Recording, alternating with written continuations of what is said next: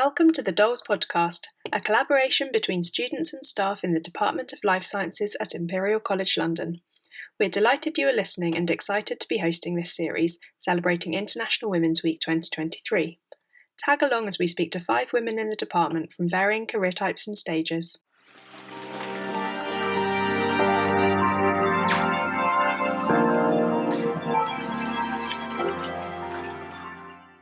Hello, and welcome to this episode of the International Women's Week podcast. My name is Amber and I'm a final year biological sciences student. During this podcast series, we'll be interviewing women that are excelling in their fields in light of the upcoming 2023 International Women's Day. In this episode, I have the pleasure of talking to Dr Lauren Cator, a senior lecturer in the Department of Life Sciences.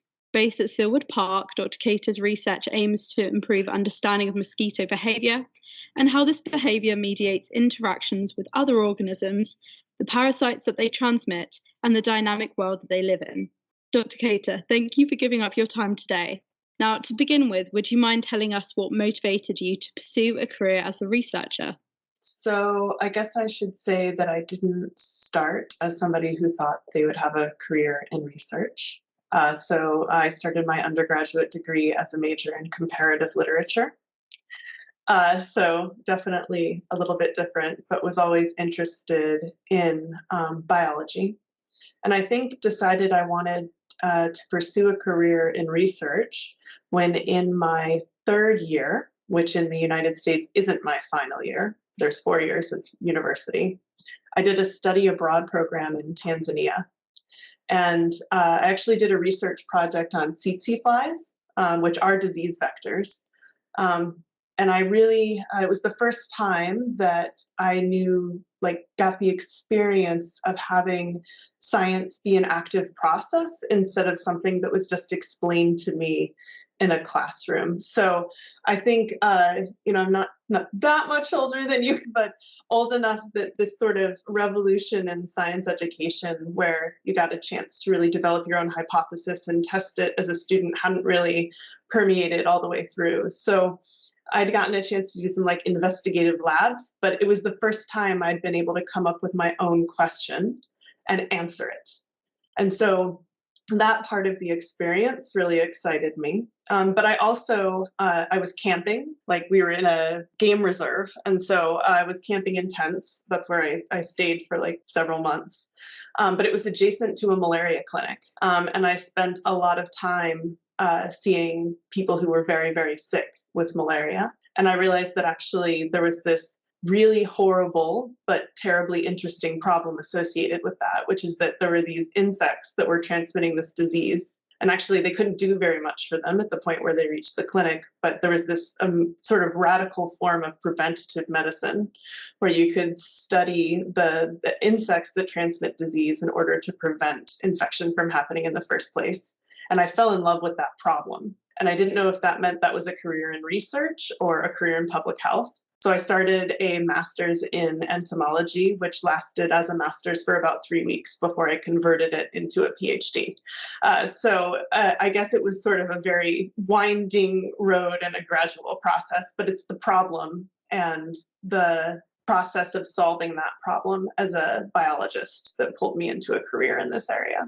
Wow, that was really interesting, from literature to where you ended up. Somewhat touched on this, but did you have any particular role models who inspired you throughout that journey? Yeah, so I've had really amazing role models. I've been really, really fortunate. My PhD supervisor is a researcher named Laura Harrington, who is sort of a pioneer in the field that I work in. So I was really lucky that was my PhD supervisor.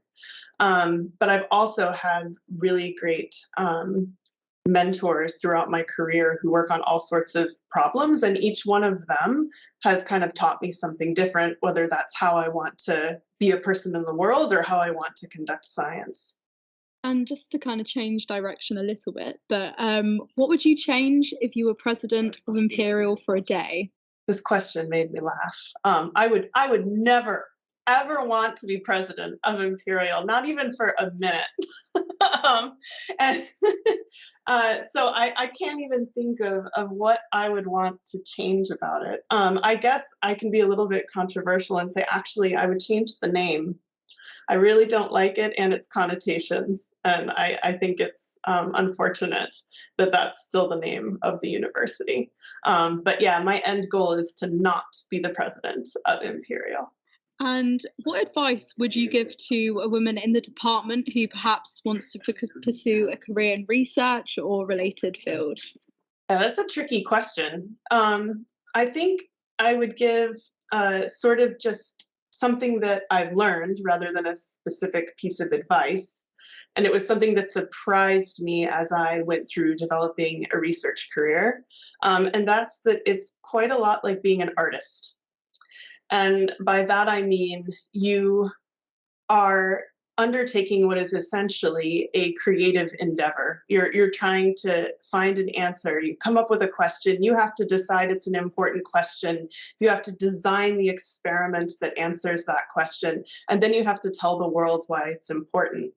And I think just like a musician, there's a lot of different ways. You know, you could be a musician, for example, you could do like arena rock and your goal is to get as many butts in seats as you can.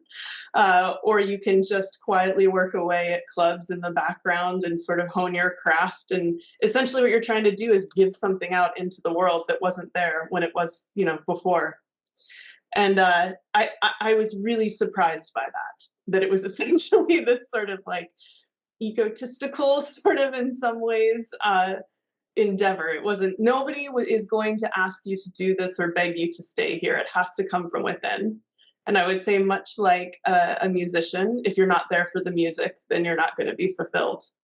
So if you've got that sort of excitement, if it brings that to you, then it's worth pursuing. Otherwise, don't do it. Really good advice, I think.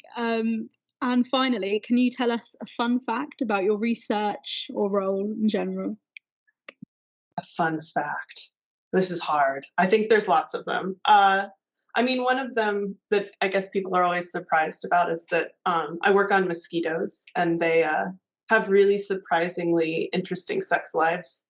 So you may not know this, but the male mosquitoes will make a swarm where they fly in the air and then females fly into that swarm. And that's where mating happens. And the whole thing happens in flight over the course of seconds.